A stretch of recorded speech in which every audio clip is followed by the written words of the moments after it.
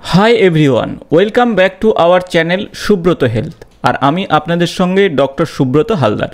আমার চ্যানেলে যারা নতুন তাদের বলবো চ্যানেলটি অবশ্যই সাবস্ক্রাইব করে দেবেন, পাশে থাকা বেল বাটনটি প্রেস করবেন, আর তাহলে নতুন নতুন আপডেট সবার আগে পাবেন। আজ এই ভিডিওতে আপনাদের সঙ্গে আলোচনা করব অত্যন্ত গুরুত্বপূর্ণ একটি স্বাস্থ্য সমস্যা নিয়ে, আর তা হলো বার্নিং ফিট। অনেকেই দেখে থাকবেন বাড়ির একটু বয়স্ক মানুষদের পায়ের তলা জ্বালা করে।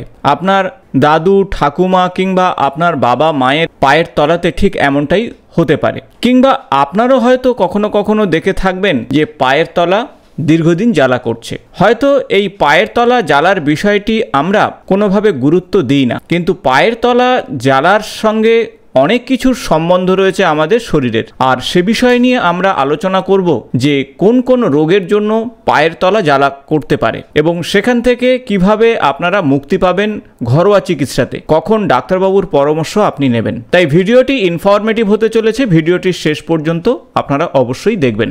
প্রথমে আসব পায়ের তলার জ্বালার কারণ কি হতে পারে। বেশ কিছু গবেষণায় দেখা গেছে যে কোনো কারণে যদি আপনার নার্ভ ড্যামেজ হয়, কিংবা দীর্ঘদিন ডায়াবেটিসে ভুগছেন, ভিটামিনের ডেফিসিয়েন্সি হয়েছে, বা বেশ কিছু মেডিসিন আপনি দীর্ঘদিন খাচ্ছেন, তার কারণে কিন্তু আপনার পায়ের নার্ভ অকেজো হয়ে যেতে পারে, আর তার কারণে কিন্তু আপনার পায়ের তলা জ্বালা করতে পারে। National health and nutrition examination সার্ভের বিশেষ গবেষণায় দেখা গেছে ভিটামিন B12 এর ডেফিসিয়েন্সিতে কিন্তু পায়ের তলা জ্বালা করতে পারে, যাকে আমরা বার্নিং ফিট বলি।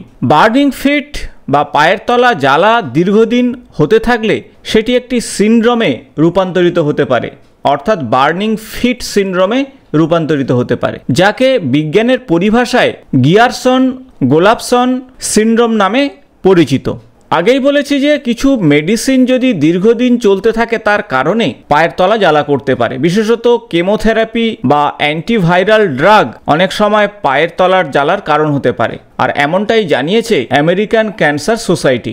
অনেক সময় দেখা গেছে যে বংশগত কারণে পায়ের তলা জ্বালা করতে পারে, কারণ বার্নিং ফিট সিনড্রোম একটি বংশগত রোগ। তাই বংশে কারোর আছে কিনা সেই হিস্ট্রিটা আপনাদের জেনে নেওয়া দরকার। অনেক সময় মেকানিক্যাল কারণে বা মেকানিক্যাল ইনজুরিতে নার্ভ ড্যামেজ হতে পারে বা মাসল ড্যামেজ হতে পারে, আর সে কারণে পায়ের তলা জ্বালা করতে পারে। যেমন বেশ কিছু নার্ভের সমস্যা রয়েছে, যেমন টার্সাল টানেল সিনড্রোম, সায়াটিক মোনোনিউরোপ্যাথি বা স্পাইনাল আর্টারিওভেনাস ম্যালফরমেশন। এই সমস্ত রোগের কারণে পায়ের তলা জ্বালা করতে পারে। সাইকোলজিক্যাল সমস্যাও কিন্তু পায়ের তলার জ্বালার কারণ হতে পারে। অনেক সময় মেন্টাল ডিপ্রেশন বা অবসাদ পায়ের তলার জ্বালার কারণ হতে পারে। তাই সাইকোলজিক্যাল ডিসঅর্ডারকে কোনোভাবে ছোট করে দেখলে হবে না। এছাড়া HIV সংক্রমিত মানুষদের পেরিফেরাল নিউরোপ্যাথির কারণে বা বেশ কিছু মেডিসিন HIV-তে ব্যবহার করা হয়, তার পার্শ্ব প্রতিক্রিয়ার জন্য পায়ের তলা জ্বালা করতে পারে। যারা দীর্ঘদিন প্রচুর পরিমাণে অ্যালকোহল খাচ্ছেন, অর্থাৎ মদ্যপান করছেন, সে কারণে স্নায়ু ক্ষতিগ্রস্ত হতে পারে, আর সে কারণে পায়ের তলা জ্বালা করতে পারে। ক্রনিক কিডনি ডিজিজেও কিন্তু পায়ের তলা জ্বালা করতে পারে। কিডনি ক্ষতিগ্রস্ত হলে শরীরের টক্সিন পদার্থ বা বিষাক্ত পদার্থ ফিল্টার হতে পারে না। এর ফলে শরীরের মধ্যে টক্সিন পদার্থ থাকে এবং সেগুলো পেরিফেরাল নার্ভকে প্রথমে নষ্ট করে দেয়। এছাড়া শরীরে হিমোগ্লোবিনের পার্সেন্টেজ যদি কমে যায়, কোষে কোষে খাদ্য পৌঁছাতে পারে না, অক্সিজেন পৌঁছাতে পারে না, আর সে কারণে পায়ের তলা জ্বালা করতে পারে। এছাড়া হাইপোথাইরয়েডিজমের কারণে পায়ের তলা জ্বালা করতে পারে। অ্যাথলেটিস ফুটের কারণে, অর্থাৎ বেশ কিছু ছত্রাকের আক্রমণ কিন্তু পায়ের আঙুলে হতে পারে বা পায়ের তলাতে হতে পারে, সে কারণে পায়ের তলা জ্বালা করে। বেরিয়াট্রিক সার্জারির পর থেকে কিন্তু পায়ের তলা জ্বালা করতে পারে। আমাদের অন্ত্রে ভিটামিন বির ম্যাল অ্যাবজর্পশনের কারণ, ক্রনিক রিজিওনাল পেন সিনড্রোমের কারণে পায়ের তলা জ্বালা করতে পারে। সাধারণত আঘাত, স্ট্রোক বা হার্ট অ্যাটাকের পরে এই ধরনের সমস্যা তৈরি হয়। সমস্যা যাই হোক না কেন, পায়ের তলার জ্বালার কারণ আগে বের করতে হবে, আর তারপরেই চিকিৎসা করা অত্যন্ত জরুরি। আর সেজন্য শীঘ্রই ডাক্তারবাবুর সঙ্গে পরামর্শ করে ইলেকট্রোমায়োগ্রাফি, স্নায়বিক পরীক্ষা নিরীক্ষা এবং নার্ভ বায়োপসির মতন গুরুত্বপূর্ণ পরীক্ষা করে জানতে হবে যে কোন কারণে আপনার পায়ের তলা জ্বালা করছে। আর যেমন যেমন সমস্যা সেইভাবেই আপনাদের নিজেদেরকে নিয়ন্ত্রণ করতে হবে। যদি ডায়াবেটিসের সমস্যা থাকে তাহলে ডায়াবেটিসকে নিয়ন্ত্রণ করতে হবে।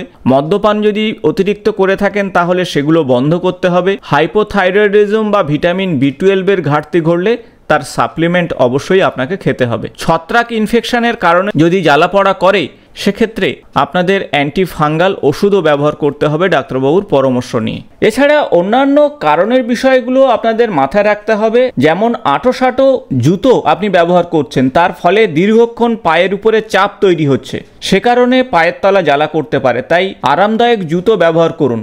যে মোজা ব্যবহার করছেন সেই মোজাতে বা সেই জুতোতে অ্যালার্জি হতে পারে, আর সে কারণেও কিন্তু পায়ের তলা জ্বালা করতে পারে। পায়ের তলা জ্বালা পড়ার বিশেষ লক্ষণগুলো অবশ্যই আপনাদের জানা দরকার। প্রায়শই দেখা যায় যে রাত্রিতে পায়ের তলা জ্বালাটা বেশি করে, পায়ে অসাড়তা দেখা যায় এবং ধারালো ছুরির মতন আঘাত লাগে পায়ের তলাতে এবং পা একটু ভারী ভারী হয়ে যায়, ত্বকের রং লালচে হয় এবং অতিরিক্ত উষ্ণ হয়ে যায় এবং পায়ে একটা অস্বস্তি বোধ হয়, কিছু ফুটিয়ে দিচ্ছে এমনটাই অনুভূতি হয়।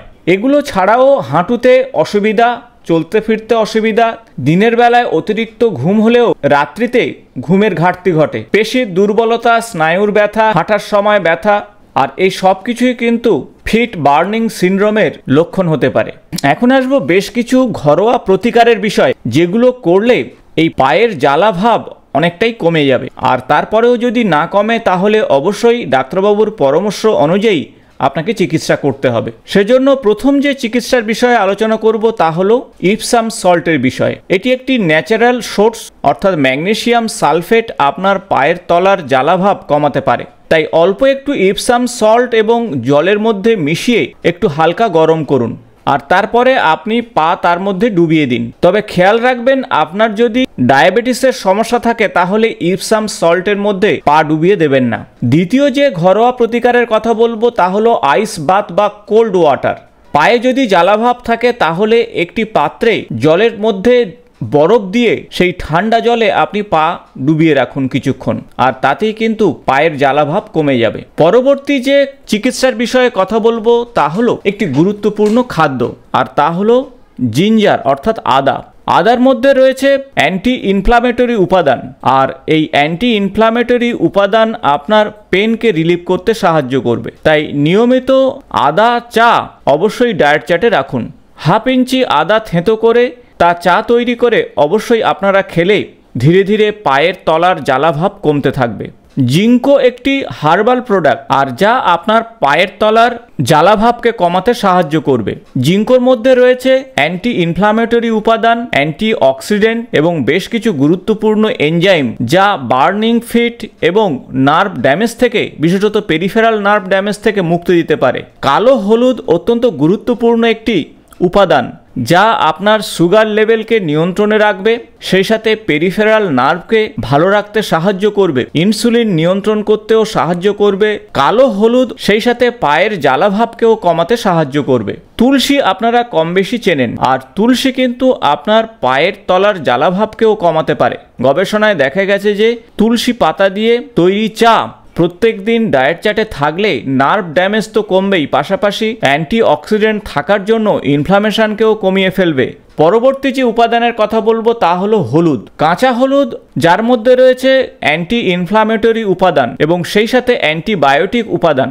নিয়মিত এক টুকরো করে কাঁচা হলুদ যদি খেতে পারেন তাহলে কিন্তু আপনার বার্নিং ফিট অর্থাৎ পায়ের জ্বালাভাব ধীরে ধীরে কমবে। গবেষণায় দেখা গেছে যে নার্ভ ড্যামেজ থেকে মুক্তি পেতে নিয়মিত কাঁচা হলুদ যথেষ্ট উপকারী। অ্যাপেল সিডার ভিনেগার কম বেশি সবাই আপনারা চেনেন, তাই 25 থেকে 30 ml অ্যাপেল সিডার ভিনেগার ঠান্ডা জলে মিশিয়ে যদি প্রত্যেক দিন খেতে পারেন তাহলে কিন্তু পায়ের জ্বালাভাব ধীরে ধীরে কমবে। এছাড়া ফুট ম্যাসেজ করুন, নিয়মিত এক্সারসাইজ করুন এবং ঘুমের বিষয়ে অবশ্যই খেয়াল রাখুন।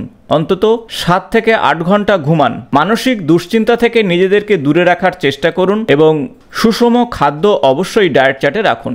আর এগুলো করলে দেখবেন ধীরে ধীরে আপনার পায়ের জ্বালাভাব দূর হতে থাকবে। আশা করব ভিডিওটি ইনফরমেটিভ হয়েছে। ভালো লাগলে বন্ধুদের সঙ্গে শেয়ার করবেন। আগামী নতুন কোনো স্বাস্থ্য সংক্রান্ত ভিডিওতে আপনাদের সঙ্গে দেখা হবে। আজ এই পর্যন্ত, নমস্কার।